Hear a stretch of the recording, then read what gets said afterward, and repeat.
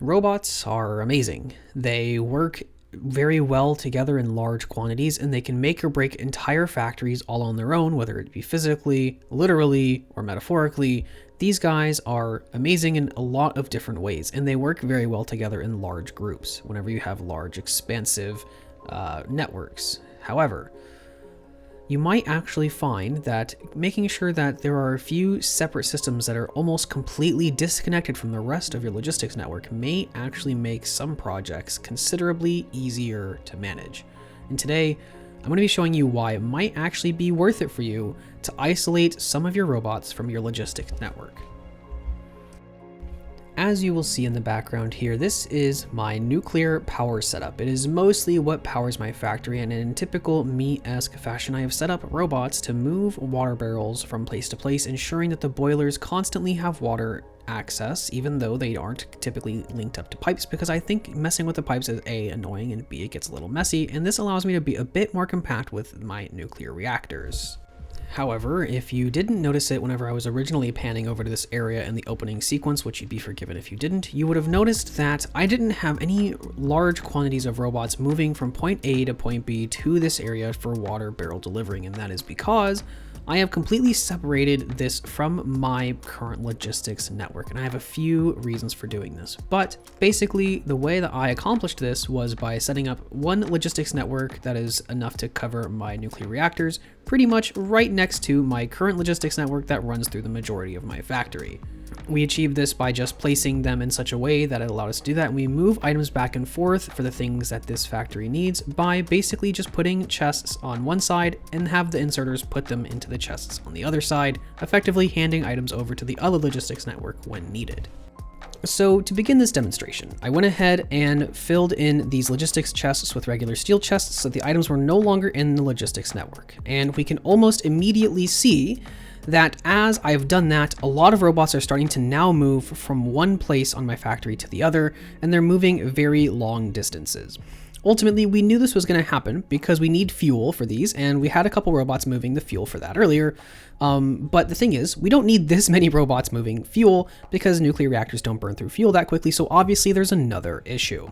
But the primary direct issue that we're seeing is because robots are moving so much farther, say from here to here, well, it's going to take a lot more power for them to move than say from here to here. You're going to be using a lot more power, and we actually do see a small power increase. Of course, it's not a huge power increase because I'm using so much power on other stuff as is.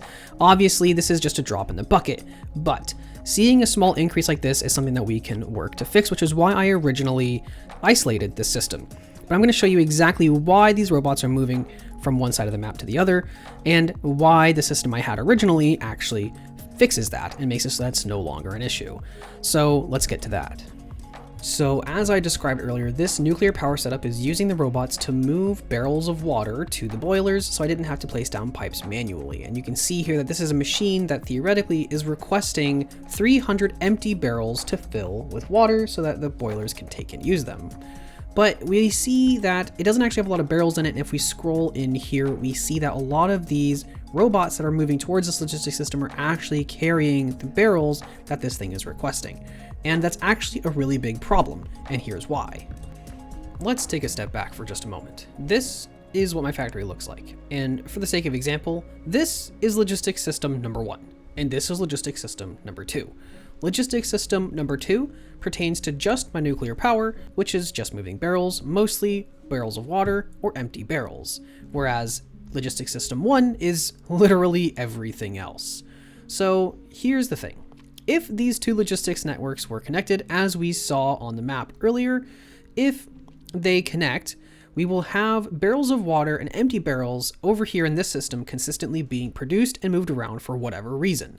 Well, it's pretty easy to assume that somewhere in logistics network number 1, they are going to either use, produce, or mess with barrels of water or empty barrels in some way or another. So allowing these two systems to talk to each other is what causes that issue with those barrels and those robots moving from one side of the factory to the other and taking up extra power and also taking up extra time, giving us downtime on the production of some of our stuff. So yes, ultimately that is some of the primary reasons as to why we isolated this system. We don't want items moving in and out of it, and this has like a set number of barrels in it, right? So we have, I think it's around 7,000, maybe a little bit more than that, maybe 8,000 barrels are inside this logistics system, and they will never come in or go out of this system, meaning that whenever a barrel is filled with water, it sits inside the chest and it is now there sitting full of water.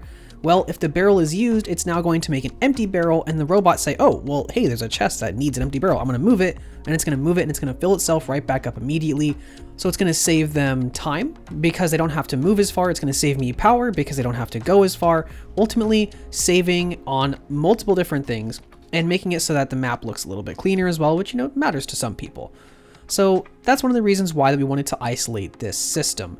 And ensuring that the items that are all needed for it to function are inside the system at all times is pretty crucial. However, like I said earlier, and like you saw at the beginning of the video, you can just insert a chest that's one spot outside of the system and just move items into it via inserter. So I've already recorded this a couple of times, but my footage looked really, really bad. So I ended up basically going back, and I'm going to be re-recording it. So as a demonstration, I have created another isolated system down here that is going to effectively create steel plates for my factory using the iron that's here. Because I'm currently at a steel deficit, I want to make sure that I can get myself some steel made to hopefully assist myself with that process. So here's the thing. We need to make steel, and I want to make it as steel and send it up to my factory via this long belt that I have going all the way up. And I want to send it as steel so that I don't have to process it in my factory to save myself the time. So here's the thing. If I want to process it down here, which I'm currently mining the iron in order to do so, I'm going to have to use electric furnaces because I don't want to have to go get fuel from somewhere else. So that's exactly what I've done. Electric furnaces also allow me to compact this so I don't actually need multiple different rows for inputs of fuel and for inputs of ores and for outputs of stuff. And it's really complicated with steel because steel is just annoying like that, but that's beside the point. So obviously robots were definitely the way to go for doing this. And because I have that set up now, we can kind of see what's going on here, and we can mouse over this to see the logistics network that's popped up because of it. So here's what's going on. I've decided to isolate this because it makes it easier, and I don't have, say, machines thinking, well, there's a chest down here that is currently wanting to request a total of 200 iron plates. Inside this chest, there are no iron plates, but it needs 200 of them. So what's the problem? Why are there no plates there? Well, maybe there's not enough robots. It looks like all of them are being used. Well, maybe there's not enough plates. Well, either way, if this system was connected to the primary full thing, it would obviously start bringing more robots down from the primary major part of the factory. If, for example, a machine needed steel, it's not impossible for, say, one of my machines up here in my main factory to, say, request something like steel. If I have a machine that requests steel, like these engines, for example, where it wants to have a certain amount of steel in the thing, it could say, hey, there's steel in this chest. I'm gonna go pick that up. And the robot will begin the journey all the way down to pick up that steel and move the steel up somewhere else. And see, that's a problem because that's a lot of time, just raw time for it to get from one place to another. You can see these robots, they're moving quick. I mean, you can see how fast they're moving on my screen. But it takes such a large amount of time to move the distance that I have them going, so it's not worth allowing them to connect. So this is obviously one of the better ways that I could set this up. So that's how I've decided to set up my factory in this sense, because it allows me to have the flexibility of having the items work more efficiently, but also prevents a few of the issues that we bumped into with our barrel system that we had on the upper part of the map at my nuclear power plant, whenever we just let it go free. And I do like seeing this little kind of localized little bit with my robots. It looks clean, it feels better, and it doesn't look ugly like something like this. This system is bringing in a lot of stuff. It is also an isolated system, but it's bringing in a large quantity of barrels because it's shipping off barrels of petroleum to the main factory. That's what we made in the last video, and if you're interested in seeing that, go to my channel page, and while you're there, consider subscribing if you enjoyed this video, and you can see how and why we revolutionized our oil setup using robots, and how you can also do the same. Thank you so much for watching this video today. If you enjoyed it, consider leaving a like, and I hope to see you guys with more videos soon, and thank you so much for watching. I will see you guys in the next video. Have a good day.